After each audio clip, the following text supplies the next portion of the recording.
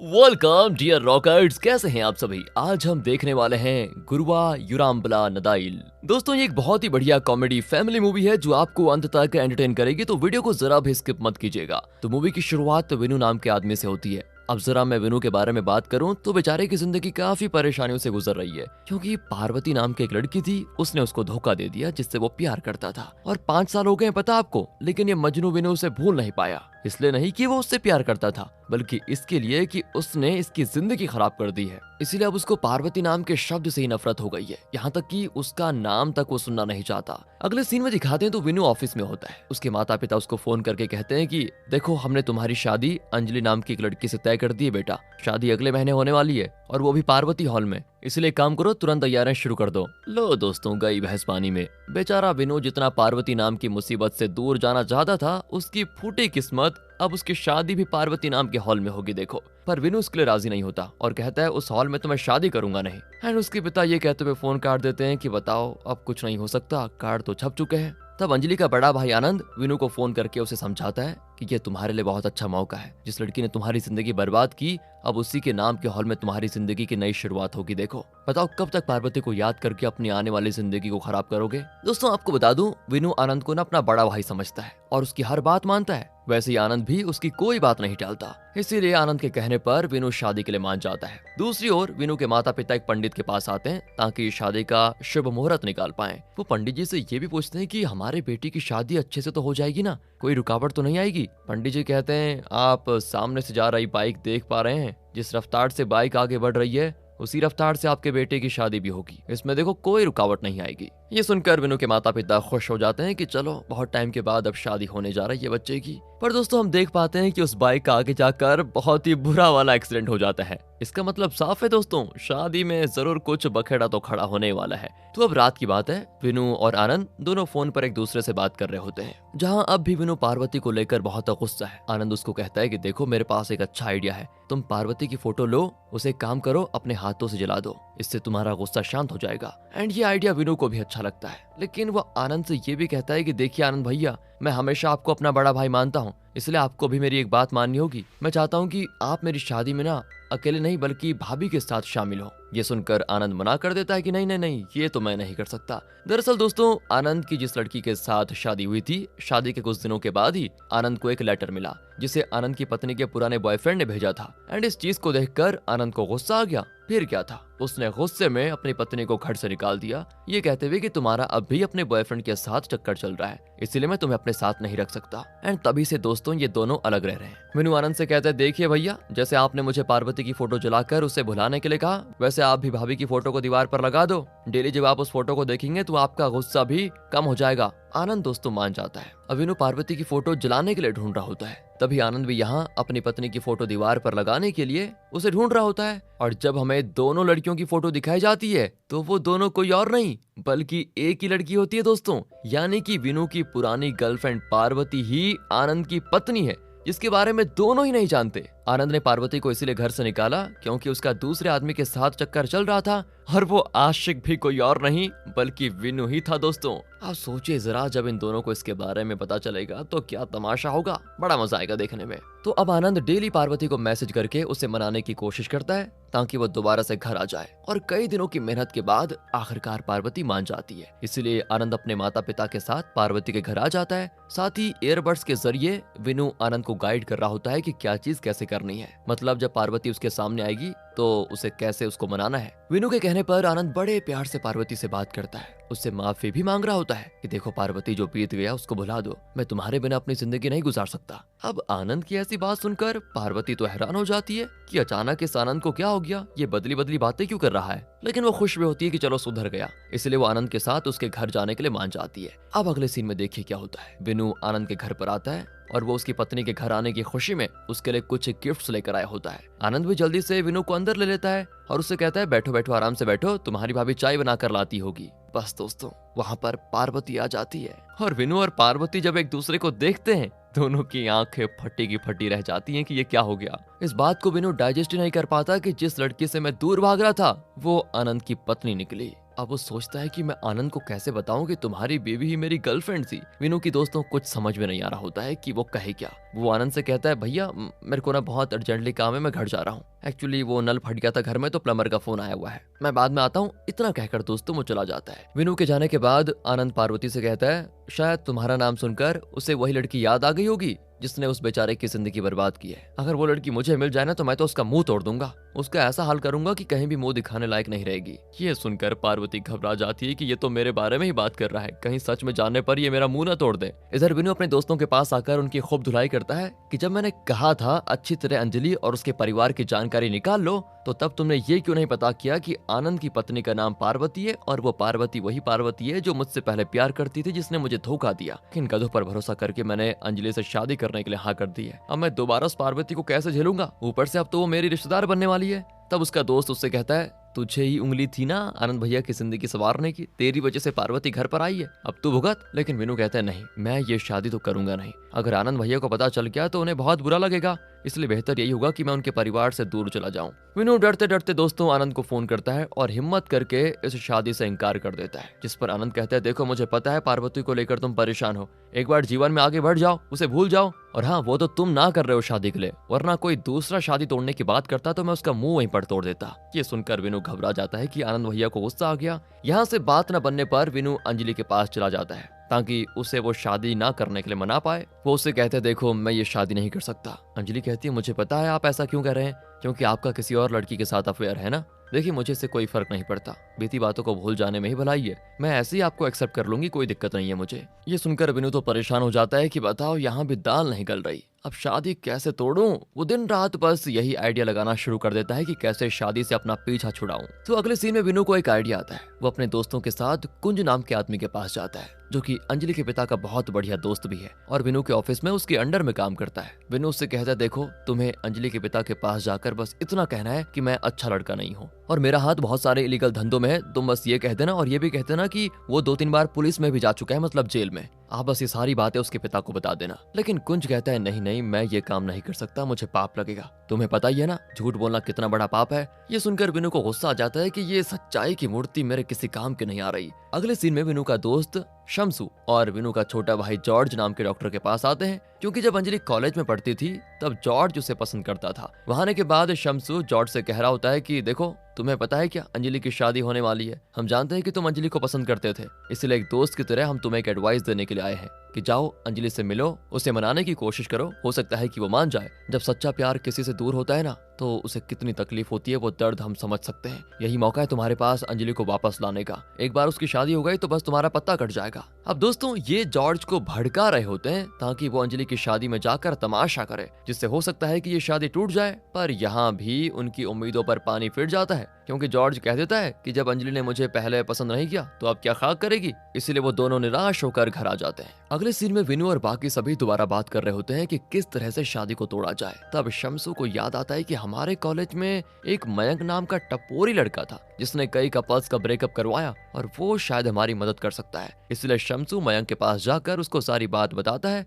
कि भाई ये काम करना है तुम्हें। मयंक भी कह देता है कि दोस्तों तुम्हें अब चिंता करने की जरूरत नहीं है, मैं हूं ना, बस शादी टूट गई समझो। दूसरी तरफ विनू फिर से अंजलि के पास आता है ताकि उसे दोबारा शादी तोड़ने के लिए मना पाए। अंजलि कहती है मुझे भाभी ने सब कुछ बता दिया, उनका पुराना आशिक कोई और नहीं बल्कि आप ही थे, यही कहा उन्होंने मुझे, और आप यहाँ शादी तोड़ना चाहते हैं। वहाँ भाभी शादी होने देना नहीं चाहती, उन्हें डर है कि अगर आनंद भैया को सच्चाई पता चल गई तो वो दोबारा कभी उनको घर में आने ही नहीं देंगे। लेकिन आप दोनों तो सिर्फ अपने बारे में सोच रहे हैं, मेरे बारे में किसी ने सोचा ही नहीं। एंड वो इमोशनल होते हुए कहती है कि हर तरफ कार्ड्स बंट चुके हैं, 1 हफ्ते बाद हमारी शादी होने वाली है, अगर ये शादी टूटी तो बताओ मेरी कितनी बदनामी होगी और मेरे दिल पर क्या गुजरेगी, इस बारे में किसी को अंदाजा भी है कुछ। अब ये सुनकर विनू को काफी बुरा लगता है, उसे समझ में आ जाता है कि शायद अंजलि सही कह रही है, उसके और पार्वती के बीच में बेचारी अंजलि पिस रही है। इसलिए वो उससे वादा कर लेता है कि अब चाहे कुछ भी हो जाए मैं ये शादी नहीं तोड़ूंगा, दुनिया की कोई भी ताकत हमें ये शादी करने से अब नहीं रोक सकती। इसलिए वो वहां से आनंद के पास जाने के लिए निकल जाता है ताकि उसे बता पाए कि मैं शादी के लिए पूरी तरह से तैयार हो चुका हूँ। लेकिन दोस्तों उससे पहले ये मयंक आनंद के घर पहुंच जाता है और विनू की सारी पोल पट्टी खोलते हुए आनंद को बता देता है कि तुम्हारी पत्नी का आशिक कोई और नहीं बल्कि विनू ही था, यही मयंक का प्लान था शादी तोड़वाने का। ये सुनकर आनंद के पैरों तले जमीन खिसक जाती है और बेचारा विनू खुशखबरी देने के लिए घर पर आया था, उसका स्वागत आनंद लात घूसों से करना शुरू कर देता है। वो उसे कहता है, नालायक बेशरम, तुम ही वो इंसान थे जिसे मैं कब से ढूंढ रहा था। मैंने तो आस्तीन के सांप पाल के रखे हुए थे, निकल जाओ यहाँ से। और तुम जैसे इंसान से तो मैं कभी अपनी बहन की शादी नहीं कर सकता। अब ये सुनकर विनु भी हैरान था कि भाई मेरी पोल किसने खोल दी, लेकिन उसने अंजलि से वादा कर लिया था कि शादी तो वो उसी से करके रहेगा। इसलिए वो आनंद से कह देता है कि देख लेना भैया, ये शादी तो उसी दिन होगी जिस दिन तय हुई थी, रोक सको तो रोक लो। और इतना कहने के बाद वो चला जाता है। बेचारा विनु जब शादी तोड़ना चाह रहा था तब टूटी नहीं, और जब वो रेडी हो गया तो अब टूटने पे आ गई है। इधर शम्सू और विनु का छोटा भाई मिलकर मयंक की खूब धुलाई करते हैं कि बेवकूफ गधे, किसने तुझसे कहा था कि ये बात उसको बता दे कि विनु ही पार्वती का आशिक था। तुमने शादी तोड़ी नहीं बल्कि दोनों के बीच दुश्मनी पैदा कर दी है। इधर आनंद अंजलि के पास आकर उसे विनु की सच्चाई बताता है कि वो अच्छा इंसान नहीं है, उससे शादी मत करो। लेकिन अंजलि कहती है, भैया मैं तो उसी से शादी करूंगी, आप मना करोगे तो मैं भाग कर लूंगी। आनंद अब हो जाता है परेशान कि क्या करो। वो भी सोचता है कि विनु ने पता नहीं मेरी बहन को क्या घोल कर पिला दिया है, ये तो मेरी बात सुनने को तैयार ही नहीं है। लेकिन चाहे कुछ भी हो जाए मैं ये शादी होने नहीं दूंगा, ये उसने ठान लिया होता है। साथ ही आनंद अब पार्वती पर भी गुस्सा करता है, वो तो उसकी शक्ल तक देखना नहीं चाह रहा था। अब रात की बात है, विनु के पास कुंज आकर कहता है, देखो जैसा तुमने कहा उसी तरह से मैंने तुम्हारे बारे में काफी कुछ बढ़ा चढ़ाकर अंजलि के घर वालों को बता दिया है। अब हो सकता है कि वो रिश्ता तोड़ दें। बताओ यार। ये सुनकर विनु उसका गला दबाते हुए कहता है कि अबे तेरी तो, जब तुझे कहा था करने को तब तक तूने मना कर दिया, और अब बोलने की जरूरत नहीं थी तो अब तू बोल के आ गया। तूने मेरा काम आसान नहीं किया बल्कि उसमें वो कहते ना आग में घी डाल दिया, वो कर दिया है। अब एक तो आनंद भैया वैसे भी शादी को तोड़वाना चाहते हैं और ऊपर से अंजलि के घर वाले पता नहीं मेरे बारे में अब क्या सोचेंगे। इसलिए दोस्तों ये मैटर सुलझाने के लिए वो अंजलि के पिता के पास जाता है और उनसे कहता है कि कुंज का दिमागी संतुलन थोड़ा बिगड़ चुका है, उसका ट्रीटमेंट चल रहा है, अगर वो कुछ कहे तो उसकी बातों पर भरोसा मत करना। तब जाकर अंजलि के पिता की जान में जान आती है कि जो कुंज ने कहा वो बस ऐसे ही कह दिया होगा उसने, वरना दोस्तों ये तो शादी तोड़ने की बात भी आ गए थे। वहीं पर आनंद नकली रिपोर्ट लेकर आ जाता है विनु के बारे में और उसके अंदर कोई बीमारी है ये कह देता है, और ये भी कहता है कि इस बीमारी की वजह से ये कभी बाप नहीं बन सकता। पर विनु रिपोर्ट को अच्छे से पढ़कर समझ जाता है कि ये रिपोर्ट नकली है। ये सुनकर अंजलि के पिता आनंद से कहते हैं, बेटा तुम खुद ही शादी तोड़वाना चाहते थे और अब खुद ऐसी गलत रिपोर्ट लेकर शादी को तोड़ने की कोशिश कर रहे हो क्या? नशे में हो क्या? जाओ यहाँ से, ये शादी नहीं रुकने वाली। ये सुनकर आनंद गुस्सा हो जाता है कि विनु ने मेरे पिता को भी अपने जाल में फंसा लिया। दोस्तों विनु के लिए इतनी मुसीबत कम थी कि एक और मुसीबत बढ़ने वाली है। अंजलि के घर पर एक बाबा आ जाता है जो कोई और नहीं बल्कि जॉर्ज होता है, और वो यहाँ पर विनु का पत्ता काट कर अपना रिश्ता अंजलि से जोड़ने आया था। वो सभी को अपनी बातों में बहलाते हुए कहता है, मैं भविष्य बता सकता हूँ, मैं जानता हूँ इस घर में जल्दी शादी होने वाली है, अगर ये शादी हुई तो वो अनर्थ हो जाएगा। ये सुनकर तो आनंद तुरंत बाबा के पास जाकर कहता है, आओ बाबा आओ, भविष्यवाणी करके मेरे घर वालों को समझाओ कि वो ये शादी तोड़ दें। तभी वहाँ पर अंजलि आ जाती है जो उस बाबा को देखकर समझ जाती है कि ये तो जॉर्ज है जो मुझे कॉलेज में परेशान किया करता था, ये बाबा कैसे हो गया, और ये बात वो सबको बता भी देती है। तभी आनंद का खून खौल जाता है कि पत्नी के पुराने आशिक से पीछा छूटा नहीं कि बहन का पुराना आशिक रिश्ता तोड़ने आ गया है। वो थप्पड़ मार मार कर जॉर्ज को वहां से भगा देता है। अब अगले दिन दोबारा जॉर्ज अंजलि के घर पर आकर तमाशा करता है कि ये विनु कौन है, मैं इसको छोड़ने वाला नहीं। उसकी हिम्मत कैसे हुई अंजलि से शादी करने की। बेचारे विनु की तो मुसीबत खत्म होने का नाम ही नहीं ले रही। दोस्तों इन बेवकूफों को ये सारा नाटक तब करने को बोला गया था जब विनु ये शादी रुकवाना चाहता था। सभी ने तो उस टाइम मना कर दिया, पर जब बेचारा विनु शादी के लिए तैयार हो गया तो चारों तरफ से हर कोई अपनी अपनी बात बता रहा है ताकि शादी रुकवा दे। पर जॉर्ज के मामले में ये चीज अच्छी होती है कि उसने विनु को देखा ही नहीं होता, इसलिए वो उसको पहचान नहीं पाता, जबकि विनु उसके सामने ही खड़ा होता है। जिसके बाद अंजलि के पिता तो जॉर्ज को वहां से तुरंत भगा देते हैं। इधर आनंद से उसके माता पिता पूछ रहे होते हैं कि बेटा आखिर क्या बात है, क्यों तुम ये रिश्ता तोड़ने पे आ गए हो। लेकिन आनंद कहता है कि वो राज मैं बता नहीं सकता और आप भी उसको ना जाने तो बेहतर है। तो अगले सीन में शादी की रस्में शुरू हो जाती हैं। बड़ी धूमधाम से नाच गाना हो रहा होता है। वहीं आनंद बार के अंदर टेंशन में बैठा होता है कि वो शादी को कैसे रोकेगा। तभी कुछ देर के बाद वहाँ बदमाश उसको मारने आ जाते हैं। एक्चुअली शम्सू ने उनको हायर किया था ताकि जब तक शादी ना हो जाए तब तक वो आनंद को इस शादी से दूर रखेंगे।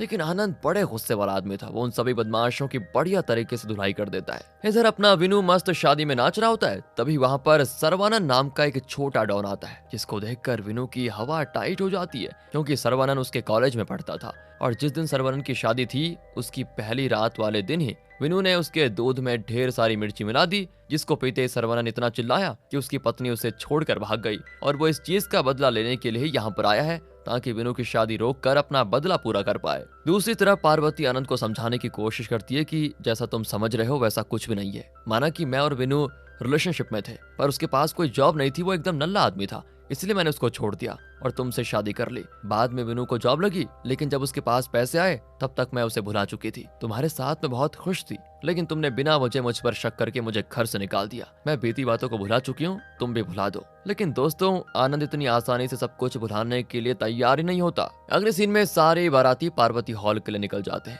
जहाँ एक साथ कई शादियां होती हैं। वहाँ पर काफी लोगों की भीड़ जमा थी। सभी शादियों में मेहमान आए हुए थे, पर इस शादी में एक तरफ तो विनु और अंजलि का रिश्ता तोड़वाने वाले लोग थे और दूसरी तरफ ऐसे लोग थे जो उनका रिश्ता करवाना चाहते थे। एंड इस चीज से विनु बहुत परेशान हो जाता है। वो भगवान से प्रार्थना कर रहा होता है कि प्लीज भगवान ये शादी करवा दो। अब आनंद को पता चलता है कि सर्वानंद भी शादी तोड़वाना चाहता है, इसलिए वो उससे हाथ मिला देता है। लेकिन सर्वानंद ठहरा गुंडा। वो कहता है मुझे किसी की जरूरत नहीं है, मैं खुद अकेले ही शादी तोड़वा दूंगा। वहीं ये बेचारा जॉर्ज, जिसको पता नहीं है कि विनु कौन है, वो दूसरे दूल्हे को उठा लेता है, जिस बेचारे का बदकिस्मती से नाम विनु ही होता है। दोस्तों, तो अब इस शादी में अंजलि के मामा भी आए होते हैं, जो विनु को देखकर कहते हैं तुम जैसा लड़का ही अंजलि के लायक है, जो उसके परिवार को बदनाम करने में कोई कसर नहीं छोड़ेगा। टॉन्ट मारते हैं। दोस्तों, तुम्हारे बारे में मैंने बहुत कुछ सुना है। तुमसे शादी करके अंजलि के परिवार को जो बेइज्जती का सामना करना पड़ेगा, उसे देखने में मुझे बहुत मजा आएगा। ये सुनकर विनु भी हैरान कि ये कैसा मामा है जो अंजलि को श्राप दे रहा है। दरअसल अंजलि के पिता के उसके मामा के साथ बिल्कुल नहीं जमती। मतलब मामा अक्सर अंजलि के घर वालों की बेइज्जती करने पे लगा रहता है। और कुंज से विनु के बारे में गलत चीजें सुनकर उसे और अच्छा मौका मिल गया है अंजलि के परिवार को बेइज्जती करने का। अब शादी के दौरान पार्वती किसी को दिखाई नहीं देती, पता नहीं कहाँ गई है, क्योंकि सर्वानंद ने उसका अपहरण कर लिया है। दोस्तों, और दोस्तों, उसको ये लग रहा था कि कॉलेज के टाइम पर विनु पार्वती से प्यार करता था और शायद उसकी शादी पार्वती से ही हो रही है, तो वो पार्वती का अपहरण कर लेता है। लेकिन ये सुनकर आनंद को बहुत गुस्सा आता है। वो वहीं सर्वानंद की धुलाई करना शुरू कर देता है कि कम अकल के इंसान, तुझे दिखाई नहीं देता दुल्हन कौन है? तूने दुल्हन को नहीं बल्कि मेरी पत्नी का अपहरण कर लिया है, छोड़ उसको। सर्वानंद भी अपने साथियों से कहकर पार्वती को जाने के लिए कह देता है। इधर दोस्तों, जॉर्ज को असली विनु के बारे में पता चल चुका था, इसलिए वो मंगलसूत्र को लेकर भागने लग जाता है ताकि मंगलसूत्र के बगैर शादी रुक जाए। इसलिए सभी उससे मंगलसूत्र छीनने की कोशिश करते हैं। तब आनंद के पिता उसे कहते हैं, देख रहे हो अपनी बहन की बेइज्जती, अब तो ये शादी होने दो। तुम्हें क्या लगता है हमें ये राज नहीं पता कि पार्वती का आशिक विनु था? हमें सब पता है बेटा, पार्वती ने हमको सब कुछ बता दिया था। वो बहुत ही अच्छी लड़की है, तुम बिना वजह ही उससे और विनु से बहुत गुस्सा हो रहे हो। वो देखो, हमारे परिवार की बेइज्जती होने पर सबसे ज्यादा खुश तुम्हारे दोनों मामा दिखाई दे रहे हैं। यही तो वो चाहते हैं कि हमारे परिवार की बेइज्जती हो। तब आनंद को याद आता है कि जब मैं मामा को शादी कार्ड देने गया था तो पार्वती मेरे घर आ चुकी थी। ये खबर सुनकर उन्होंने मुझसे कहा था कि तुम्हें पार्वती को दोबारा घर लाकर बहुत अच्छा किया। किसी अनजान इंसान के प्यार भरे लेटर की वजह से कोई रिश्ता थोड़ी तोड़ देता है, क्या पता वो लेटर गलत हो। तब आनंद को सारी चीज समझ में आती है कि वो लेटर भेजने का काम ये दोनों मामा ही कर रहे थे, जो हमारे परिवार को बेइज्जत करना चाहते थे, जबकि विनु ने तो ऐसा कोई लेटर भेजा ही नहीं था। इसलिए आनंद तो पूरे गुस्से में आकर उन सारे लोगों की काफी बढ़िया तरीके से धुलाई करता है जो ये शादी रोकना चाहते थे उनकी। वो अपने मामा को भी नहीं छोड़ता, उनकी भी बढ़िया तरीके से धुलाई करता है। आनंद उन बदमाशों से मंगलसूत्र छीनकर विनु को देना चाहता था, लेकिन तब वो मंगलसूत्र ड्रोन कैमरे में जाकर फंस जाता है और जो ड्रोन चलाने वाला था वो उसके कंट्रोल से बाहर हो जाता है। इसलिए दोस्तों, कोई भी ऐसा बंदा जो शादी रुकवाना चाहता था वो उस मंगलसूत्र को पकड़ नहीं पाता, और जब वो ड्रोन कंट्रोल में आता है तो ड्रोन मंगलसूत्र को खुद ही विनु के पास लाकर देता है, जिससे अब जाकर विनु और अंजलि की शादी होती है। एंड इस चीज से सभी काफी ज्यादा खुश दिखाई दे रहे होते हैं। साथ ही आनंद पार्वती से गुस्सा शांत करके उसे वापस अपना लेता है। शादी के बाद ड्रोन खुद ही मंदिर की तरफ चला जाता है। ये देखकर सभी समझ जाते हैं कि भगवान खुद यहाँ पर विनु और अंजलि की शादी करवाना चाह रहे थे, तो किसी इंसान की क्या मजाल जो ये शादी रुकवा दे। इसी हैप्पी एंडिंग के साथ दोस्तों ये मूवी यहाँ पर खत्म होती है। मिलते हैं अगली वीडियो में, ध्यान रखेगा अपने। And finally thanks for watching.